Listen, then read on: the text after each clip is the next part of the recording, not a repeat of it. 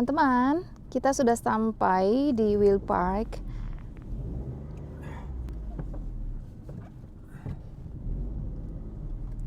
Mari kita lanjutkan perjalanan. Teman-teman, ini adalah Wheel Park Forklingen. Seperti yang teman-teman lihat, di sini tidak banyak orang karena ini sudah terlalu sore. Nah, teman-teman, kita mau melihat papan. Di sini ada papan namanya Wheel Park Forklingen, seperti itu ya. Nah, saya akan sedikit saja bercerita tentang Wheel Park Forklingen ini. Wheel Park Forklingen dimulai pada tahun 1960. Taman ini didirikan di kawasan rekreasi lokal Ludweiler di dalam area hutan. Nah, beberapa poin penting seperti taman ini diyakini telah berdiri sejak tahun 1960, seperti yang terlihat dari tahun yang tertera pada salah satu rumah pakan hewan di sana. Pada tahun 2010, staf di sana merayakan hari jadi ke-50, Wheel Park Forklingen memperkuat tahun 1960 sebagai awal berdirinya. Meskipun usianya sudah lebih dari setengah abad, taman ini berhasil mempertahankan pesona dan karakter aslinya. Sejak hari-hari pertamanya, menurut laporan lokal. Seiring berjalannya waktu, fasilitas terus ditingkatkan. Pada tahun 2024 misalnya, papan informasi baru dipasang di taman tersebut untuk memberikan edukasi yang lebih baik kepada pengunjung. Sejak awal, taman ini berfokus pada penangkaran satwa liar lokal, terutama rusa, namanya rusa dama dan sika, dan babi hutan yang masih menjadi daya tarik utama hingga kini. Nah, hutan dan lanskap di Jerman tampak cerah dalam cahaya lembut dan musim gugur. Pepohonan dengan daun warna-warni ini tersebar di seluruh negeri. Setelah berubah warna, dedaunan ini mengering dan berguguran di tanah, menutupi jalanan dan trotoar seperti karpet alami, seperti yang teman-teman lihat di video ini. Terlihat cantik bukan? Wheel Park Forklingen yang sebenarnya lebih merupakan cagar alam atau area penangkaran yang luas, memiliki beberapa jenis hewan liar berdasarkan informasi yang tersedia. Nah, hewan-hewan ini berupa rusa dan babi hutan. Rusa palau atau dama adalah salah satu penghuni utama di area yang luas ini. Terdapat juga kandang untuk babi hutan. Pada musim gugur di Jerman, dedaunan mengalami perubahan warna yang memukau, menciptakan pemandangan alam yang indah dan sering dianggap romantis. Daun-daun yang tadinya hijau akan berubah warna menjadi spektrum warna yang kaya, merah, orange, kuning keemasan, dan coklat. Pemandangan ini sangat ikonik dan menjadi daya tarik tersendiri bagi penduduk lokal maupun turis.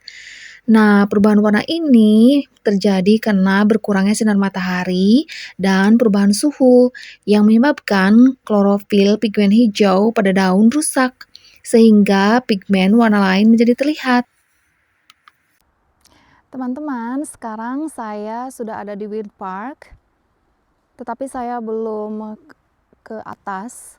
Saya menunggu suami saya dulu. Teman-teman lihat,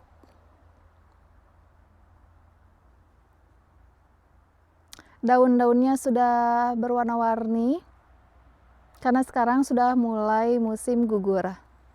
Dan sekarang 7 derajat Celcius, jadi sedikit dingin.